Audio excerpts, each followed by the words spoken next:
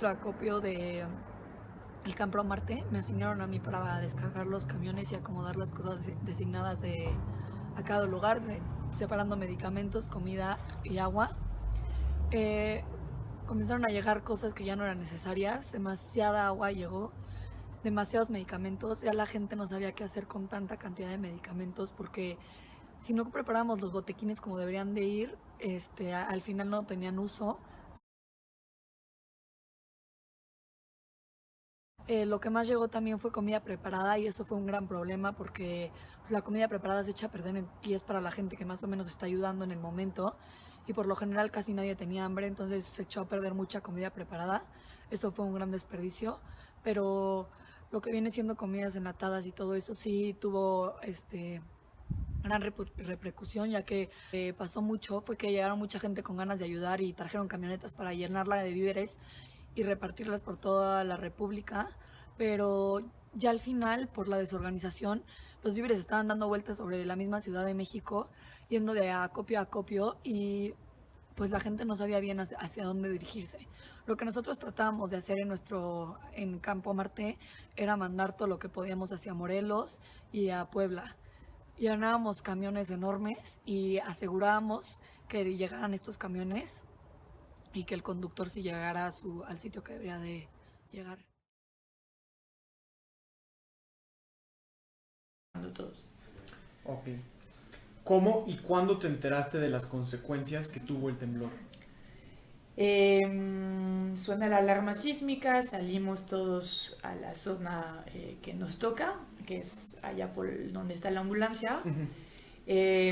Y justo estaba yo con varios de los alumnos y alumnas que estaban apoyando en el centro de acopio. Y ya sabes, ¿no? La gente como que empieza a hablar a tu alrededor. Yo recuerdo que estaba chateando con mi familia en Francia, que fueron los primeros que avisé. O sea, sí tenías comunicación. Sí, sí, sí, el WhatsApp funcionó perfectamente, yo creo que para la mayoría de las personas, por lo menos a mí me funcionaba. Entonces, bueno, me comuniqué con mi novio, me comuniqué con mi familia, y recuerdo, sí, en este momento haber dicho a mi mamá, creo que se cayó un edificio aquí en la Ciudad de México, pero diciéndolo sin creerlo, ¿no? O sea, diciéndolo pensando, el fondo, la gente siempre como cuando pasa algo, en 2 segundos se hacen chismes, se hacen Ujú. cosas. Creo que en este momento mi cerebro no estaba, o mi mente no estaba preparado para nada, para creer que realmente algo había pasado en la Ciudad de México. Entonces sí, recuerdo haber escuchado a alguien que dijo, un edificio se cayó aquí en la Ciudad de México. Recuerdo haber escuchado a alguien que dijo que algo se había caído en la Náhuac Norte, que creo que no pasó absolutamente nada allá, pero entonces como que eso empezó como a crear un poco de dudas y qué estaba pasando. Y después las dos cosas como muy claves para darme cuenta realmente que estaban pasando cosas que fueron muy rápidas. A raíz del temblor del 7 teníamos un grupo de WhatsApp de gente de la maestría en Derechos Humanos que se fue a Oaxaca el primer fin de semana a entregar víveres de aquí. Y en este grupo de WhatsApp un compañero puso, mi edificio se cayó. Pues aquí era como fuente directa y dije, ¿qué está pasando?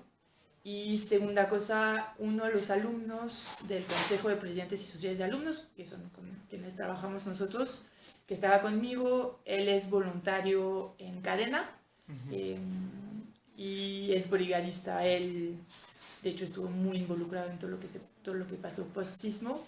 Y entonces en este grupo de Cadena que tenía él, empezaron como a llegar información muy puntual. Ya en este grupo estaban hablando del edificio en Álvaro Obregón 286, ¿no? Entonces de aquí ya empezamos a saber que sí, la situación era mucho más complicada de lo que nos hubiéramos imaginado. Ok. ¿Qué fue lo que te impulsó a hacer un centro de acopio dentro de la Ibero? Mira, tradicionalmente eso ni siquiera te podría decir cuándo empezó eso. Yo tengo 3 años y medio trabajando en esa oficina. Pero sí, cuando hay un desastre natural, el encargado del centro de acopio o de las actividades ligadas a un centro de acopio siempre ha sido esa oficina, ¿no? pertenecemos nosotros como universidad a una red universitaria que se llama la UNIRED, no sé si lo ubicas. La UNIRED es la Red Universitaria para la Prevención y Atención de Desastres. Es una red que se construyó, que empezó a raíz del huracán de Paulina en Acapulco. Sí. Y entonces en este momento el CEMEFI se dio cuenta que la gente no confiaba mucho en gobierno o en grupos o empresas cuando se trataba como de dar apoyo o dar víveres, etc. Pero que la gente sí confiaba en las universidades, ¿no? Okay. Entonces, en Acapulco, la universidad que estuvo como más activa cuando pasó lo de Paulina fue la Loyola del Pacífico, que en su momento además era parte de la red de universidades jesuitas. ¿Hoy en día ya no? Hoy ya no. Pero bueno, entonces la Loyola estuvo muy involucrada y entonces el CEMEFI en ese momento dice hay que hacer algo, ¿no? La gente cree en las universidades, porque no nos unamos, empieza la UNIRED. Hoy en día la UNIRED es una red de 60 universidades en toda la República. Y es el primer punto siempre para mí, por lo menos, para saber un poco qué está pasando, etc. ¿no? Entonces, el responsable de la Universidad de Ibero en la UNIRED es esa oficina. Entonces, pues cuando pasa algo, si se toma la decisión de abrir un centro de acopio, siempre es responsabilidad nuestra, ¿no? Entonces, después del temblor del 7, nos sentamos, dijimos qué hacemos, tomamos la decisión de abrir el centro de acopio y como te comentaba, estuvimos abriendo desde el 12 hasta el 29 de septiembre, si no me equivoco. Sí. Entonces, ¿qué nos motivó? Te diría, una responsabilidad, me parece un poco institucional, una responsabilidad como una universidad de apoyar, y dos, definitivamente también las y los estudiantes que cuando pasa algo normalmente están aquí atrás de mi puerta diciéndome qué vamos a hacer, y ya. Bien. Ahora, ¿fue fácil la organización de este centro de acopio? Son dos fases que nos tocó este año. La primera fase, que fue entonces del 12 de septiembre al 19 de septiembre, que era enfocado básicamente a Chiapas y Oaxaca. El centro de acopio se hizo aquí en nuestra sala de junta. Normalmente los que me había tocado lo hacíamos en el vestíbulo del Auditorio Sánchez Villaseñor, afuera de Informes. Sí. Por ser una zona cubierta, techada, claro, pero grande, que está cerca de Puerta 3, donde normalmente entraban los trailers antes. Nada más que ahorita por los torniquetes o lo que pusieron para los credenciales ya no entran, ¿no? Entonces, y además cuando decidimos abrir el centro de acopio, que fue un poco como pues, la urgencia, había muchos eventos en el auditorio, no era como tan práctico, ¿no? Entonces dijimos, bueno, igual y lo hacemos un poco más chico aquí en la sala de junta y vemos cómo nos organizamos. Entonces por eso se tomó la decisión, pensando que además los trailers podrían entrar por Puerta 9 y claro, que eso no sería tan complicado. Entonces esa primera fase no fue complicada para nada, tenemos la experiencia con eso, tenemos manuales, sabemos cómo organizar un centro de acopio en esta escala. Entonces, eso sin ningún problema. ¿Tienen manuales para centro? Sí, tenemos manuales, justo son manuales de la UNIRED, ¿no? Que ya tienen muchos años, pero que son muy bien hechos, igual te enseño uno después, pero literal sigues paso por paso qué tienes que hacer con tus voluntarios, cómo recibir la ayuda, cómo armar una despensa, qué tipo de etiquetas pegar. Entonces, bueno, todo eso lo sabemos hacer, y cuando es así no hay ningún problema, ¿no? Claro. Tenemos poquitos voluntarios, tampoco llegaba como toneladas por día, entonces es manejable, ¿no? Entonces eso es la primera fase. Sí. Pasa lo del 19, se toma la decisión entonces de seguir con el centro de acopio, pero hacerlo un poco más grande, claro, sin saber realmente qué tipo de ayuda íbamos a recibir, cuál iba a ser como la respuesta de los voluntarios. No sabíamos bien, pero sabíamos que iba a ser más grande, ¿no? Ya estaba pegando aquí en tu ciudad, emocionalmente siempre sabíamos que la gente iba a reaccionar de otra manera, pero no sabíamos cómo. El 19 en la noche estuvimos platicando mucho qué hacemos, cómo lo vamos a hacer, y tomamos la decisión de abrir el centro de acopio en la zona de estacionamiento afuera de los laboratorios. Sí. Pensando en este momento que a nivel de logística es lo que nos iba a funcionar mejor, pensando en un flujo de coche entrando por puerta 9, pero nunca lo habíamos hecho y no sabíamos bien. Entonces, eso fue 20, 21 y 22 de septiembre. Solamente estuvimos en el estacionamiento el 20 y después decidimos trasladarlo aquí de nuevo en el vestíbulo de la Sánchez del Señor por cuestiones de clima. Sí. Y porque pensamos que la organización iba a ser mejor. Esos 3 días, sí, mucho más complicados que lo que habíamos hecho la semana pasada, antepasada, aquí. ¿Por qué? Porque eran, no sé, o sea, estamos pensando en 2.000 voluntarios entre los 3 días. La verdad, siendo honesta, no tenemos esos controles porque la semana del 12, sí, los voluntarios llegaban y anotaban quién y de qué hora a qué hora. El 20 era imposible hacer eso, había demasiada gente. Claro. Entonces sí, una logística en mi punto de vista mucho más complicada porque nunca lo habíamos hecho. No. Pero la verdad es que creo que estuvo bastante bien. En la desorganización creo que hubo mucha organización. Sí. Mucho apoyo de mucha gente, que fue fundamental, si no, no lo hubiéramos podido hacer. Pero sí, o sea, esos 3 días sí mucho más complicado, aunque me parece que fueron unas horas de adaptación y después todo jaló bastante bien. Okay. Y después de esos 3 días volvimos a un esquema la semana después en la sala de junta, con entrega por puerta 10, pero mucho más acotado, y de nuevo es como lo que sabemos hacer, entonces no había tanto problema. Bien. Ahora, ¿cómo sabías qué es lo que la gente necesitaba y dónde después del temblor? Pues aquí sí, diferentes fuentes de información. Una UNIRED, lo que te platicaba, sí, ¿no? Entonces, el hecho de tener varias universidades miembros de esa red, pues está la NAHUAC que está en Oaxaca, por ejemplo, ¿no? Que ellos nos daban, o sea, como que siempre se busca cuál es la universidad que está más cercana a la zona afectada, claro, para saber realmente cuáles son las necesidades, ¿no? Tenemos también a la YUC, que es parte de nuestra red jesuita, que está por allá. Entonces, a través de las universidades amigas nuestras, ¿no? Podíamos tener información. La misma UNIRED tiene muchísimos contactos también con Cruz Roja, con Cadena, con la CENACED, ¿no? Entonces también teníamos como información oficial de este lado, aunque no trabajamos nosotros con ninguno de esos organismos, sí, pero podíamos como ver información. Claro. Todos los grupos de WhatsApp que yo podía tener o que alumnos muy involucrados podían tener, que ya habían ido a la zona de desastre, que habían regresado, que nos podían dar cosas, ¿no? Entonces, pues buscábamos la información de este tipo. También se trabajó mucho con organizaciones de la sociedad civil para saber un poco como cada quien qué necesitaba.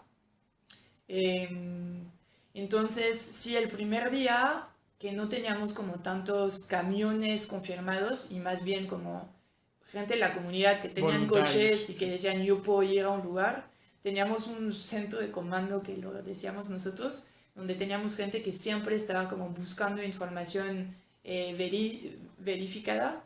En este momento creo que todavía no estábamos como trabajando con la plataforma de 19S, porque creo que este día ni siquiera sabíamos realmente que estaba esta plataforma.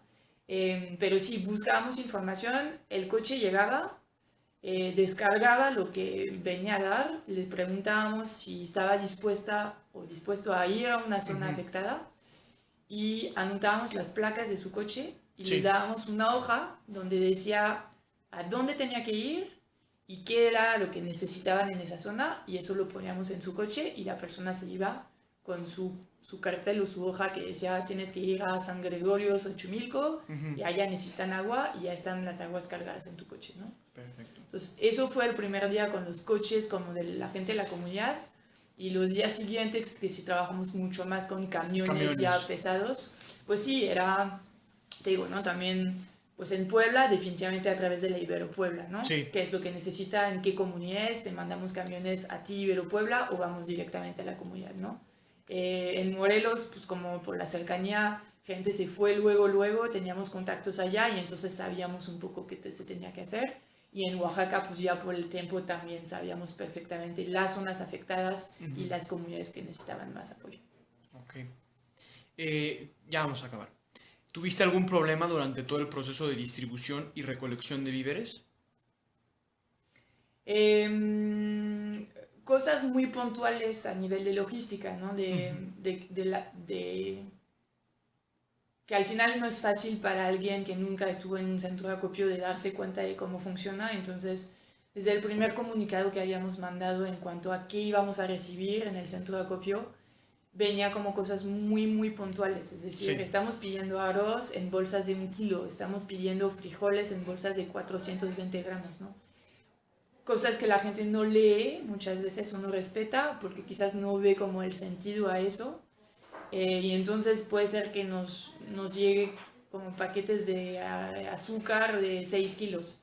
Nuestra manera de trabajar es armar despensas individuales o familiares, ¿no? Para que la entrega sea mucho más fácil. Claro. No armamos cajas de azúcar, no armamos cajas de productos para bebé, no armamos cajas de productos de limpieza, sino en una despensa viene 1 kilo de arroz, viene pasta, para que la familia realmente reciba lo que le toque, ¿no? Claro. Entonces, con un paquete de 6 kilos de azúcar, ¿qué hacemos? Pues nada, ¿no? Entonces, eso sí, como cosas un poco complicado o gente que sí, nos trae cosas que no tiene como mucha lógica en un centro de acopio. Entonces, eso fue uno de los problemas. Nos quedamos sin cajas. Hubo un momento sí tuvimos problemas de cajas. Y después tuvimos este problema de que la gente nos trajo muchísimas cajas, pero que no nos servían porque eran cajas enormes, que no funcionaba para una despensa individual. Entonces, como cosas de este tipo, ¿no? Que tendremos que tomar en cuenta para la próxima vez, para ser como mucho más preciso quizás en nuestros mensajes, porque quizás es claro para nosotros, pero no para cualquier persona. Sí. Entonces, cosas de este tipo. Después, en cuanto a la entrega como tal, a nosotros no, bueno, de todos los camiones y todas las salidas que tuvimos, no tuvimos ningún problema de no nos dejan pasar, el gobierno se está metiendo, que se estaba escuchando mucho también, ¿no? De puedes llegar hasta tal punto y el ejército te dice dame las cosas y yo las voy a entregar. No nos pasó absolutamente nada de eso, pudimos hacer lo que queríamos hacer, que era entregar de mano a mano a las familias necesitadas. Perfecto. Ya esta es la última pregunta y va en relación a lo que me estás diciendo. Al ser de una institución con prestigio, ¿podías llevar los víveres a las áreas restringidas sin ningún problema? Sí, aquí yo te diría que no tiene nada que ver con ser Ibero o con ser universidad de prestigio, nada de eso. Yo creo que más bien es la manera que tienes que moverte y los contactos que puedes tener en el lugar también. Sí, como te comentaba, de todos los grupos que nosotros pudimos mandar, nadie tuvo problemas de este tipo. Creo que sí hubo un momento donde empezaron como a cerrar todo el centro de Juchitán en Oaxaca, entonces ya no podíamos como entrar como tal. Y hubo como camiones que dejaron como el apoyo en centros de acopio de Juchitán, pero como a las afueras. Pero fuera de eso, no, ningún problema, ningún incidente como tal en ninguno de los estados, Morelos, Puebla, Oaxaca, Ciudad de México y Estado de México, que es donde fuimos a entregar. Nada en específico, pero sí te diría que no, yo no creo que tenga algo que ver con que somos Ibero o no, o que seamos universidades o no. Lo que siempre nos recomendaban en este momento, de todos modos, era ir a apoyar en lo que se necesitaba y justo no tener una lona de 10x5 que decía somos la Universidad Iberoamericana y venimos a ayudar, sino de como si fuéramos un poco civiles, que de hecho ninguno de los transportes se hizo a nombre de la universidad como tal. Perdón. Eran miembros de la comunidad, pero que iban como civiles, como gente que quiere apoyar, no como Ibero. Perfecto. Pues muchísimas gracias. Eso sería todo.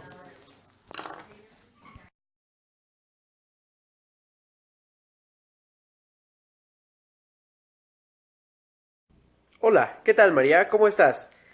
A continuación te voy a hacer las preguntas para esta investigación. La primera es, ¿en qué centros de acopio o albergues ayudaste después del temblor?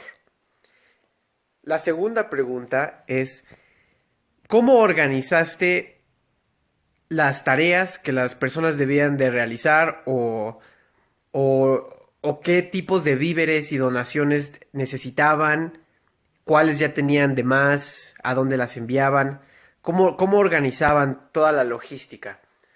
La tercera pregunta es, ¿crees que fue eficiente? ¿Qué problemas crees que surgieron durante la organización? ¿Con qué problemas te topaste? ¿Había exceso de voluntarios? La cuarta es, ¿cómo crees que pudo haber sido mejor? ¿Crees que hay alguna forma en la que la organización pudo haber sido mejor? Gracias por tu tiempo, María. Hola, estuve en el centro de acopio del campamento Valle Verde y en el albergue de Legaria, en la sede de la Policía Federal. Estuvimos ahí desde el miércoles al día viernes porque nos negaron la entrada el último día, pero básicamente estuvimos trabajando ida y vuelta en cada lugar.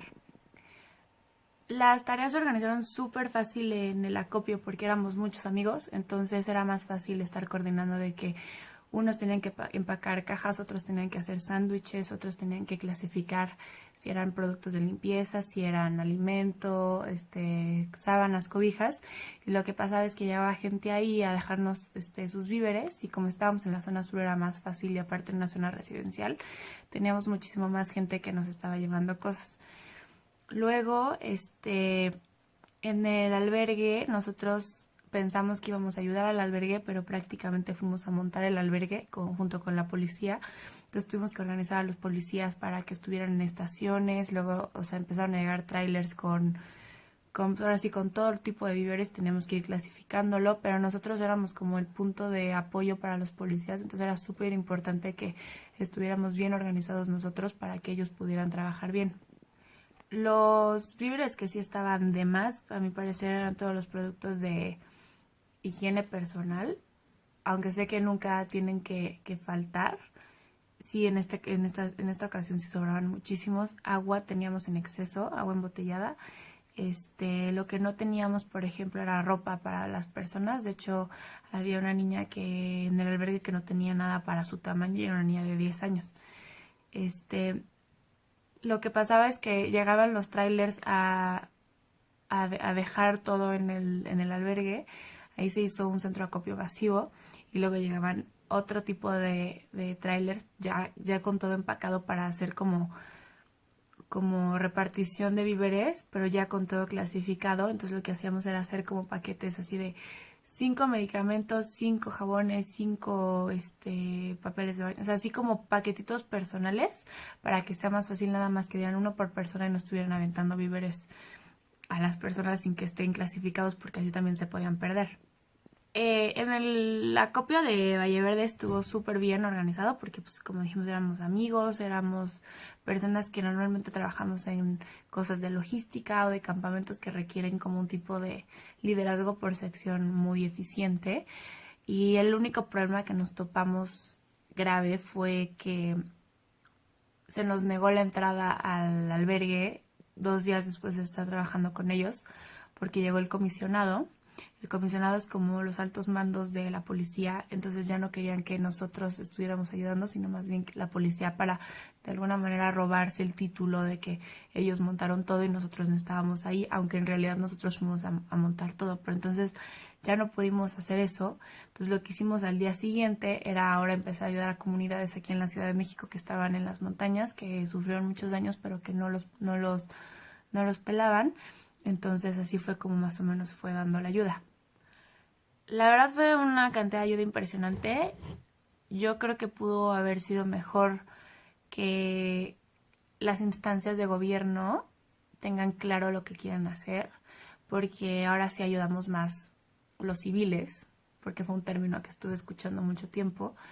y que pues nosotros, no es de que nos merezcamos el crédito, pero nosotros al parecer somos más eficientes que la policía y los militares, porque pues de alguna manera empezamos a organizar algo que les correspondía directamente a ellos, pero aquí era todos ayudamos, pero siento que sí, ellos como que se escudaban en nosotros y dejaban que nosotros hiciéramos todo para que ellos nada más pusieran el título de que ellos lo hicieron.